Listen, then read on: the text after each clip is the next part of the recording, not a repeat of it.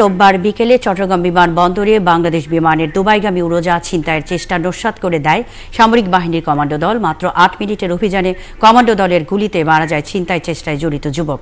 উড়োজাহাজ থেকে নিরাপদে বের হয়ে আসে সব যাত্রী ও ক্রুরা। চট্টগ্রাম থেকে প্রণবেশ চক্রবর্তীকে সাথে নিয়ে ওহিদুল ইসলামের প্রতিবেদন। বিমান বাংলাদেশ এয়ারলাইন্সের নতুন বাহন ময়ূরপঙ্খী বিকেলে ঢাকা থেকে চট্টগ্রাম হয়ে দুবাইয়ের দিকে যাত্রা করে। উড্ডয়নের 15 থেকে 20 মিনিট পরই অস্ত্র হাতে এক ব্যক্তি বিমান ছিনতাইয়ের ঘোষণা দিয়ে ককপিটে ঢোকার চেষ্টা করেন। বিকেল 4টা 33 মিনিটে পাইলট শাহ আমানত বিমানবন্দরকে জানায় বিমান ছিনতাই হয়েছে। তিনি জরুরি অবতরণ করে বিমানের সব জরুরি দরজা খুলে দেন। এতে করে সব যাত্রীরা দ্রুত বের হয়ে আসতে পারেন। 7টার দিকে ফ্লাইট হয়েছে, মাঝপথে আসার পরে একটা লোকে ওখানে 2-3টা ফায়ার করছে। এরপরে দেখতে বিমান আর উপরে যাইতেছে, নিচে যাইতেছে, গৈরান মারতেছে, এরকমের সিস্টেমে। এরপর পাইলট এখানে এসে দাম করে নামাইছে বিমান। ফায়ার করলো, 2টা ফায়ার করলো। ফায়ার করে বললো ক্রুরা সামনে আসো। ক্রুরা ভয় সব পিছনে এসে পড়ছে।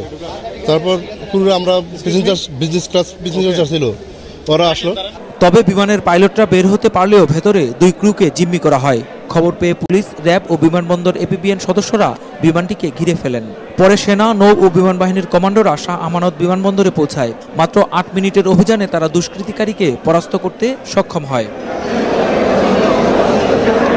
আলহামদুলিল্লাহ কারো কোনো ক্ষতি হয় নাই। সকল প্যাসেঞ্জার নিরাপদ আছে, সকল ক্রু নিরাপদ আছে। বিমানটি একদম সুস্থ, পুরোপুরি ভালো আছে। একজন ছিল।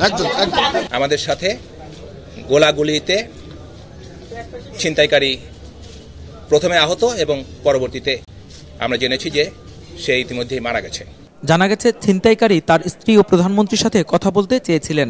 তার বয়স 24 থেকে 25 বছর। তবে তিনি কিভাবে অস্ত্রসহ বিমানবন্দরের ভেতরে প্রবেশ করলো তা তদন্ত হচ্ছে বলে জানিয়েছেন সংশ্লিষ্টরা। ওহিদুল ইসলাম, 71, চট্টগ্রাম।